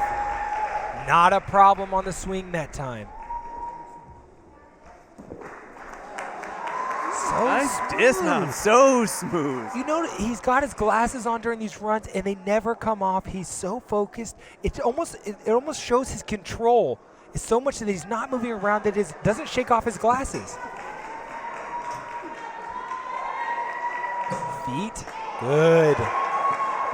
That's what I want to see. That foot hit the board first, slow your momentum, then get the pinch on the side grip. Wow, he's around the corner quick. He really was. What do you think that he came into that board 1 foot? We see other athletes leading with 2. What is the strategy there? It's either way is fine. If you want to keep one down, it actually sends your weight downwards by hitting with 1 foot. I would actually recommend 1 foot if you can kick that 1 foot downwards so that you can start to lock it in. But hitting with 2 is just fine as well as you get those hands on the side. The movement we call in climbing flagging, where you use the back hanging leg to send it the direction of your body, the way you want to go, so you can settle into a grip better. That's why you would throw one leg downwards, so you sink into that side pinch a little bit better. I like this visualization, and a little bit of a fist pump as he hears the crowd getting into it. Giving us plenty of time here. I like that he's taking time. He has it. No one in our men's division yet has completed the rodeo rope. It hasn't happened. I want to see a buzzer. Donovan, bring it to us, dog. Come on.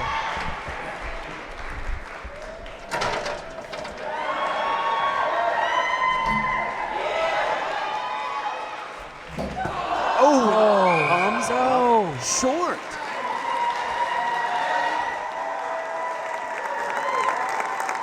A big smile, a quick time. He was definitely want to see what went wrong there on that lâché. It's hard to see. Yeah, it really is hard to see. This was the section here before. Again, some of the athletes are linking it. It is such a difficult one. But here, equally as smooth and fast. Smooth as fast is something you're going to hear from ninjas all the time. It's that idea of getting in the rhythm, building up your confidence, then you feel great going to the next one. You're actually shaving seconds by being smooth. Making this transfer across here. Setting up for the rodeo rope, our ninja killer. It has become the ninja killer of the men's division. And he's such a strong competitor. You can see the striations in his deltoids just reaching back, launching at that first rope, and locked it in, but unfortunately wasn't able to connect all the ropes. Oh man, that right hand was the problem. If you had a good look there, it was just his right hand grabs and slides loose. So from your vantage point, that wasn't a pump issue. He was a little lopsided on the grab. It's more of a coordination of getting that same hand grabbing at the same time. When that right hand was a little delayed or slightly off, it allowed it to just slide right through on the left hand. And up next, we have Drew Trestle. And we had a chance to catch up with him to find out a little bit more about his work with kids and his status as a role model. I want to be the best. And to do so, I have to learn from others and empower others, because that's sometimes the best way to learn and improve yourself. So that's why I coach gyms, I coach kids. I'm someone that people look up to, like a superhero sometimes, but I'm a role model, I'm inspiration. I think it's really cool to have a chance to actually interact with these kids who look up to me and kind of help them by learning how to overcome obstacles, whether it's physically, mentally, day-to-day life, like how to problem solve and how to kind of push through things in life, because you're going to get faced with obstacles at some point in your life.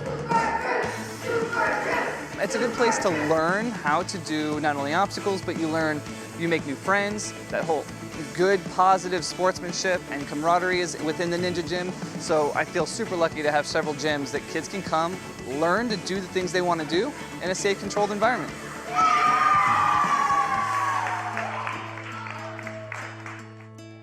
Wow. Was I the only one that just got so hype off of that box jump? That was incredibly high, and then he backflips out of it. This dude truly is a real-life ninja.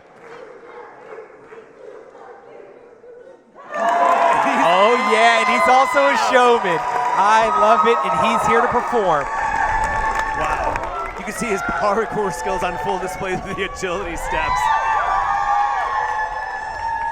That is any indication of what we can expect from him. Linking that gauntlet 15 seconds in right now. Gosh, Drew.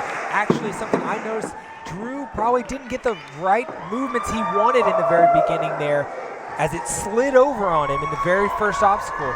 He shook that off, though, and that's the thing that I love about Drew. He is adaptable on the course. 37 seconds into the flying boards.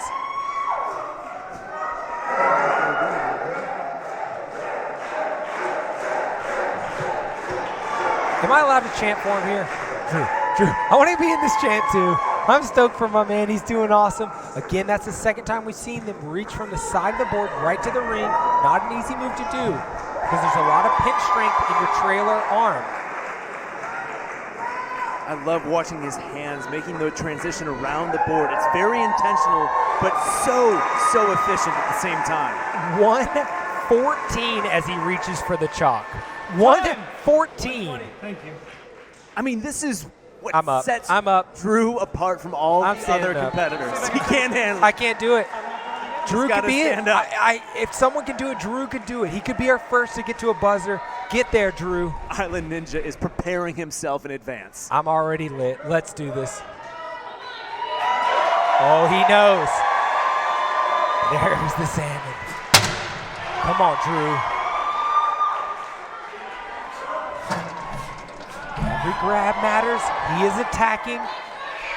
Attacking is the right word. That first move, he grabbed the rope and immediately lâchéed to the next peg. There we go. Little correction there. Sidewards move. That is not easy. Come on, Drew. All we need is one move. Come on, Drew. A little bit of an elliptical swing. Get there. He's got to make a correction in order to make it onto the landing platform. What's he going to do? He's going to tack off of that post. And he doesn't get there. Come on. Let's go.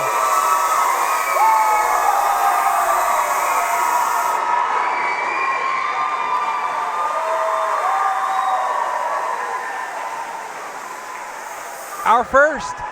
2 minutes, 26 seconds.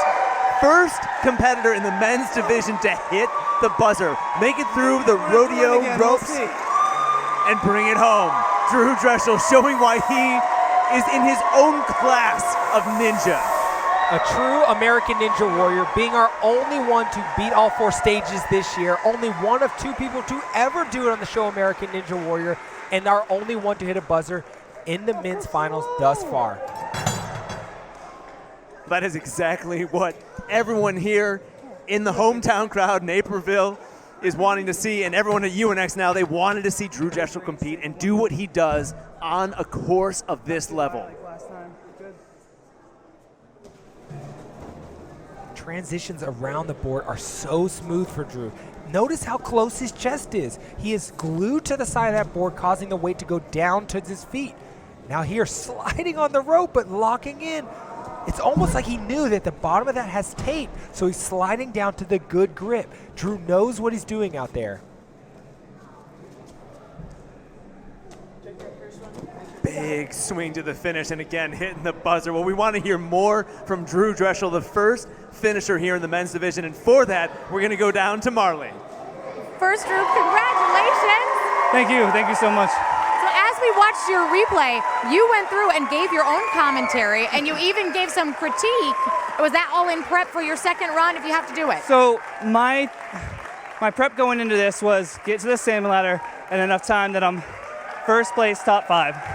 And then now I know what I need to do if I need to run again. So if no one beats that time, and I'm the last one to run, I don't have to run again. So you will opt out of run 2 if given the opportunity to just be the sole buzzer. We'll see how I feel. We'll see how you feel. So I want to talk about, we saw a segment about you working with kids. Now you're about to become a dad. What has working with children taught you that you will apply as a father? Patience, so much patience. Yeah, no, being able to communicate on a level that they understand is going to be very helpful. That's something through the past several years I've learned how to get my point across and really get down on their level and explain what's going on. And I think that's going to prepare me to be a great father. Well, I'm sure the little guy is kicking with happiness in April's belly, knowing that Dad was the first one to hit the buzzer in the men's category in the first major. Congratulations. Thank you so much. Thank you, Marley. Oh man, if $1 million wasn't enough this year, Drew's still looking to make some money to buy some diapers out there. What an amazing run. And speaking of being a role model and is working with kids, right there in the front here in the crowd giving high fives to little kids that are cheering him on, Drew Trestle. And even in that interview you heard, he has a strategy. He is executing. He knows what he's doing. He's already looking ahead to the top 5. Yes. D. Gilly on the way up. Beautiful hair. Awesome biceps. My dude, the most beautiful thing about this man is his heart, though. I love me some Daniel Gill, and he is able to be focused, but also have just a wonderful spirit about him. And if there's anyone in this lineup that can take Drew Trestle to task, it's this man right here, Daniel Gill. They've already faced off once this year, and now they're colliding again here at the Major 1 men's final. Take him to task. Nice phrase. You ready? I am. On you. Chris DeCanchi asking if he's ready. A simple I am, and he is off. Another thing beautifully exemplified amongst these two ninjas is camaraderie with the competitive spirit. It's okay to be competitive. Again, it's us versus the obstacles out here. So they want to do their best and root for your friend to do their best, so you're ultimately putting out something as good as you can. doesn't get much better than linking those two bars there in the slide-by-slide right into the ring and no extra backswing, and already making his way to the trapeze. Big extension, he's got it. Now, I do a lot of speed course work with Daniel Gill, and he literally will run his first course time a minute or two faster than mine sometimes. And then he'll refine that down quicker and quicker. So Daniel is a speed course guy as well as an endurance-based athlete. I think he can really put up a serious time here. I like that he locked his leg on the side of the board to have a little more purchase to reach up to that ring. He is flying at 1 minute and 3 seconds on the second board. Get onto that cliffhanger. There you go. Great shot of the feet there, making a big difference. 1 minute and 12 off the clock. He is on pace with Drew Dressel right now. How much time does he spend right here gearing up for the rodeo ropes? I'll tell you right now, it's not going to be long. Daniel is focused, and he is not pumped here.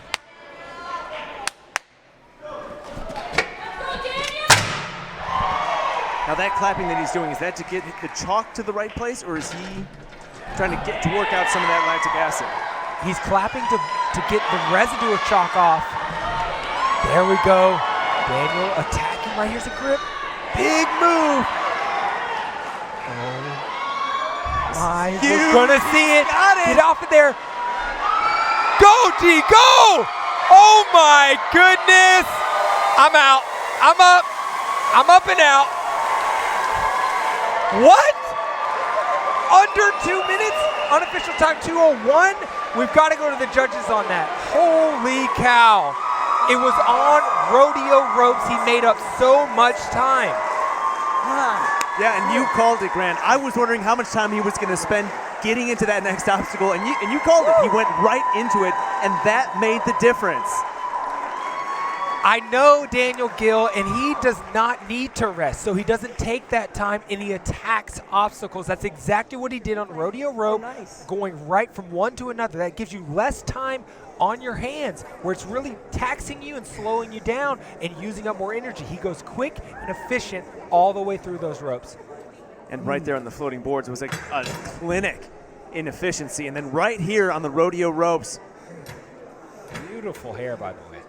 You have to talk about it.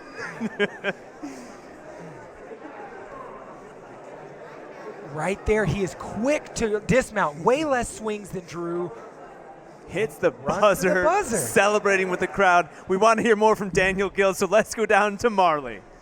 Dana, the Kingdom Ninja reigns supreme right now. Nice, come on, that's awesome. Wow. All right. You took on the Ninja Killer, those rodeo ropes. You got nice high grips and got through like it was easy this time. Oh, it felt good. It felt good this time around. Very good. So if you have to make a second run at the course, which you may not have to, will you run it again? And would you make any changes? Oh, well, if I don't have to, then I might just do a fun run and just take 0 breaks and just go broke. Go for broke. Well, go for broke. We shall see. There's one more competitor to go before we see what happens in the finals. Congratulations. Thank you so much. That's how we do it. Yes, Daniel Gill, what an amazing run. I go broke all the time, but I think what we do is different. I think how I go broke is very different than how he goes for broke. Certainly a difference there, Grant. Well, yeah, we got 2 more competitors upcoming, starting with this man, Jake Murray, and one more time to qualify. Top 5 guys move on. So now with Daniel Gill sitting up top, Drew Dressel will get a second chance to beat Daniel Gill's time. I cannot wait for that run. And another man that is trying to beat that time is this gentleman right here, Jake Murray, rocking the blonde hair. You can't count out our next 2 competitors, but specifically Jake up here. He is quick and he is strong.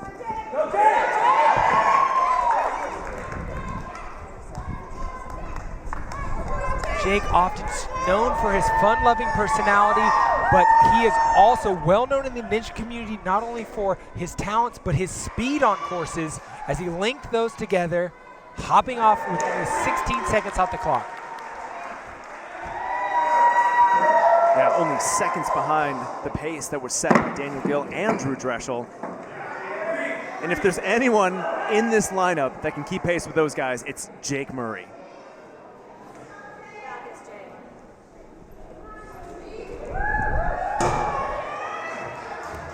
Little crooked.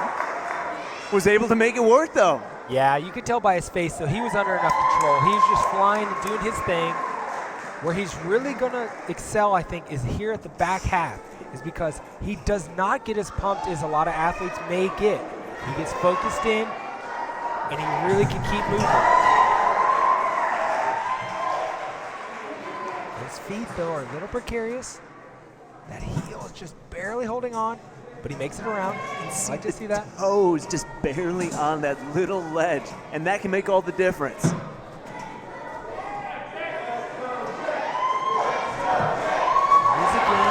Grip cannot reach over the top of that board. Again, that would make this a way different obstacle. Very, very easy to get around if you can grab the top. Keeping that chest close like you talked about. And he makes it through the flying boards. A minute and 37 seconds as he's going towards the chalk. He's got to be able to smell the buzzer from this distance. That sounds awkward. Come on, Jake. The whiff of the fog machine is not far. Bring us another buzzer. You really leaned right back into it, huh? The smell of the buzzer. You know, you got to push through sometimes. I like it. And speaking of pushing through, that's exactly what Jake Murray is doing. On to rodeo ropes, wants to be the third competitor to complete this obstacle and smash that buzzer. Oh my. Come on, Jake. Body control is very important here because this last move is very weird. You can see it's getting him crooked, but he's straightened up. A little twisted up. We want Jake. Come on, grit down. You got it. Yes, get off of there, Jake. One more move. Big dismount here. Let's go. Get there. Attaboy. The crowd is standing up as well as I am. Throwing out the peace cannon. Jake Murray earning respect out there on the course. 3 athletes in a row finishing this course. The men's division is on fire right now. We spoke of it earlier. The sin train is real. One person makes it. The hype carries on to the next one. Drew Drestle really starting that train. Jake Murray making his way through this course had a couple weird bobbly moments that I'm sure he's not going to be super happy with. And we're talking about shaving seconds off the clock, but he's still doing it, making it to the buzzer, gritting through right here. This dismount alone, after you've done all that grip, is not easy. And let's go down to Marley, who's standing by with Jake Murray. So you had me holding my breath there on the Ninja Killer, the rodeo ropes. You got on that last one, and your grip was a little off, and you got a little crooked. How'd you right yourself there? It was kind of like the wing nuts. It's a lateral swing to compensate for the side to side, and it worked. You managed to straighten yourself out. Yeah. Our third male in a row to hit that buzzer. Better go prepare for run 2. All right. Congratulations. Thank you. Thanks so much, Marley. Good to see a smile on Jake Murray's face. As he was running through the course, there was a little bit of concentration that we don't always see from the fun-loving Jake Murray. Yes, and that's important to know that, like, it doesn't deter from your personality that you can get focused. It actually shows that you have an extra talent to zone in and get into the course and not just be fun-loving all the time. Something I'm learning to do on the show American Ninja Warrior. Jake's also showing that off in local gyms and talents there, but here at UNX major finals as well. And now on the starting platform, our 10th and final competitor here in the men's division, your boy. What did I say? You called? This is your boy. I called it. The Monopoly money is down on Kayla Bergstrom, 20 years old. The thing I have not seen out of Kayla before is a speed course run. That's what it's becoming out here with the last competitors all completing, but also doing it very quickly. I'm curious how he's going to do on that. Blinking? Yes. All the way. Very smooth. He's on pace now at 16 seconds as he dives into the wall walker. I am still speechless when I see the athletes link those obstacles. It is so technical and so precise, and he makes it look easy. It's becoming standard practice now as these final men's are going through here. But notice also, he's static, essentially monkey barred his way through that whole thing. Didn't have to lache to the trapeze bar. Deciding on some chalk. Notice he patted his thighs where he normally keeps chalk. Doesn't have it as much there right now. I wonder if that'll play out to a disadvantage.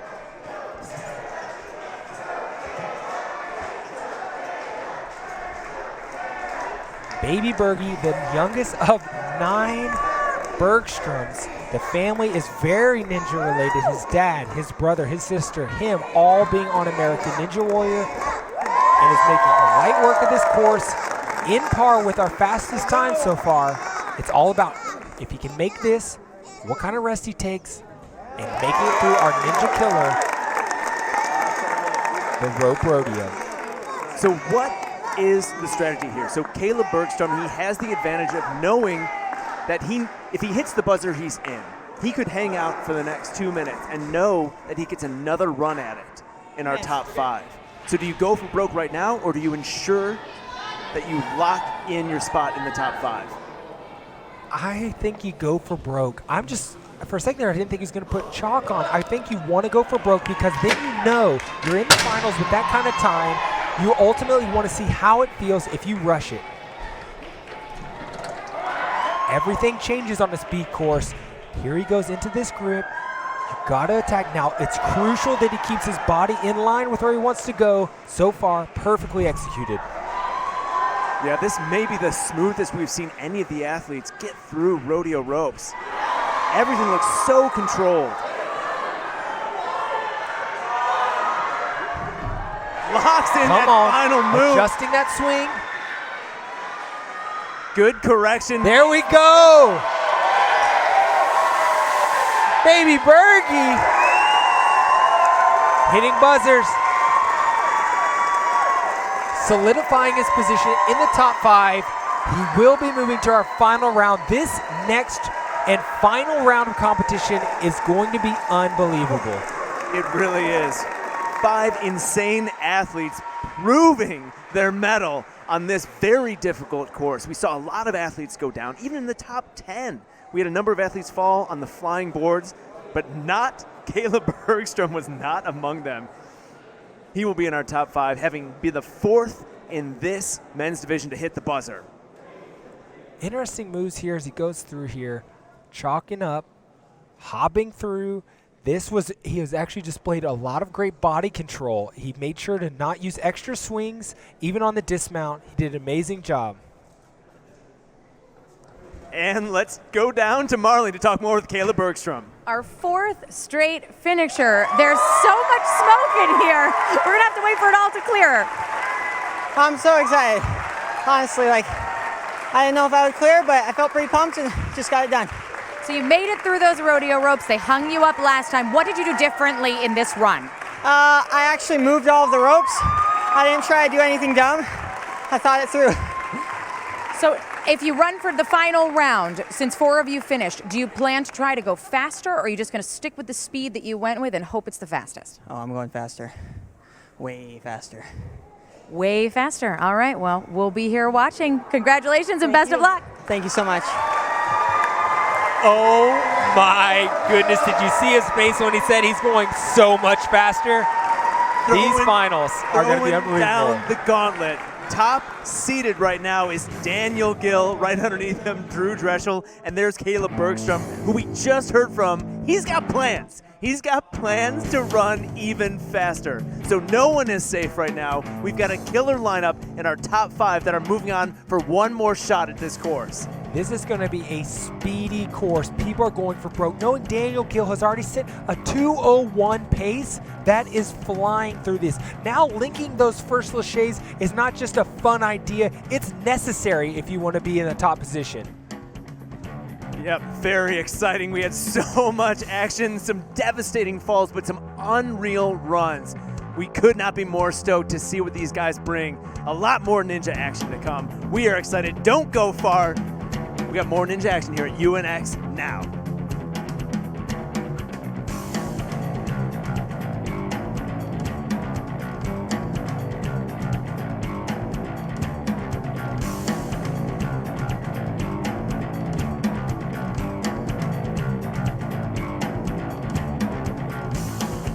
Here's to the straggly ones, the itchy ones, the black, brown, red, and gray ones, the ones grown by Dad, the ones grown for Dad. Because whatever you grow, it'll save a bro. Learn more at Movember.com. I'm super excited to be part of the AltaFit at Home system because I think it's a great way for people to have Ninja at their house. At the gym, I see kids training starting at age 6 and then going all the way up to age 75. And so we are making AltaFit at Home versatile to all of those different ages so that way they can train at home and they can train up to go on these bigger obstacles and then eventually the UNX.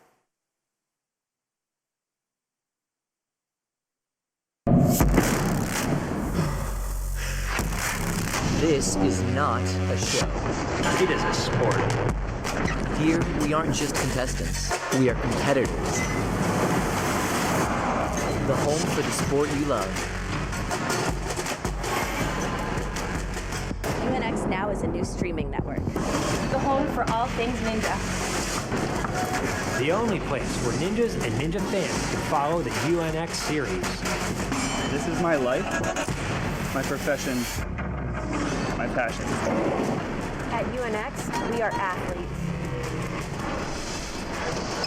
The ninjas Are coming home. Visit unxnow.com for a free 1-month trial.